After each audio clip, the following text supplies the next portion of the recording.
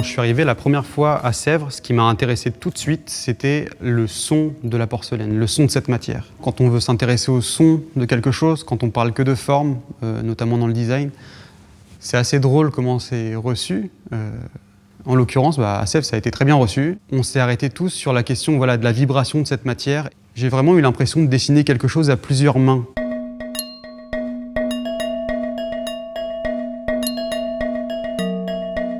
Je viens du monde du bois, donc de l'ébénisterie, de la lutherie et de la menuiserie en siège. Et ensuite, j'ai continué mes études dans le monde du design à Londres, à Toulon et j'ai fini à Saint-Étienne.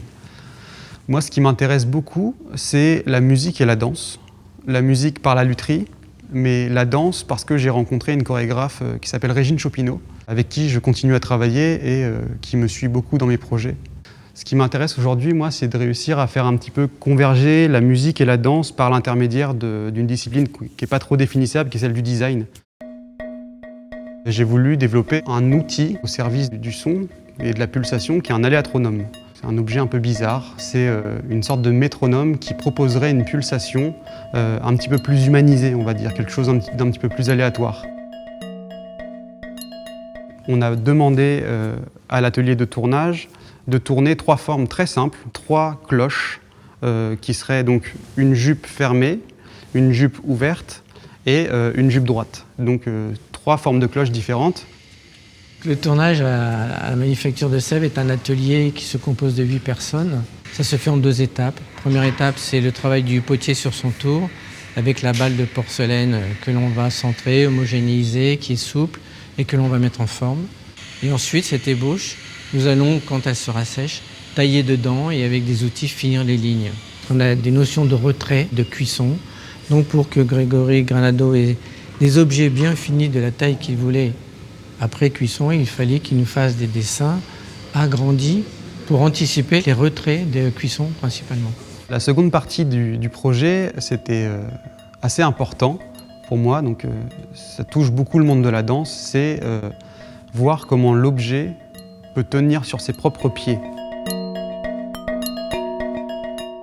Je suis à l'atelier de montage-ciselure, l'atelier qui permet d'assembler les porcelaines entre elles grâce au laiton et au bronze.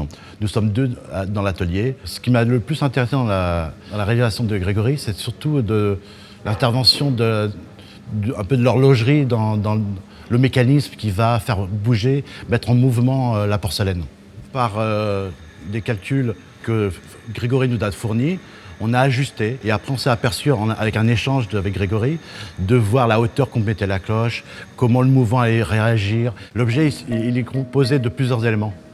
Alors d'une plaque de laiton, un petit support en porcelaine qui va recevoir le mécanisme. Ce mécanisme va être fixé à la cloche en porcelaine. Les cloches sont réalisées avec une fente qui permet en fait de passer la clé, qui va permettre de remonter le ressort. Et là, après, la porcelaine va danser. Du coup, la dernière étape, c'était un petit peu donner la voix, donner la parole à ces objets. Moi, ce qui m'a intéressé beaucoup à cet endroit-là, c'était de comprendre comment différents types de cuisson de la céramique pouvaient influencer la sonorité finale de l'objet. Donc pour le premier couple de cloches, on a décidé de les laisser en biscuit, donc qui est un peu la première étape de cuisson de la céramique. Les 2 seconds couples sont tous les 2 en cuisson de grand feu, donc en émail de grand feu, et le dernier couple est en bleu de Sèvres, donc encore une autre cuisson différente. Et ces trois traitements de surface ont donné 3 voix différentes aux objets, 3 résonances. C'est quelque chose que je savais déjà parce qu'on a tendance déjà de base à la manufacture, quand on a des pièces, à les faire sonner parce que la porcelaine ça sonne. Donc déjà nous on a l'habitude de faire sonner les pièces parce que c'est même une façon pour nous de savoir si elle était bréchée ou pas. Parce que la pièce en elle-même, quand elle est bréchée, elle n'a pas la même sonorité que quand elle ne l'est pas. Je travaille dans l'atelier de pose de fond. Nous travaillons essentiellement des fonds de couleur de grand feu et de petit feu. Le bleu de Sèvres, aujourd'hui, on le pose en 3, voire même 4 couches. Donc du coup, ça fait une certaine épaisseur, donc ça peut jouer sur la sonorité de la pièce.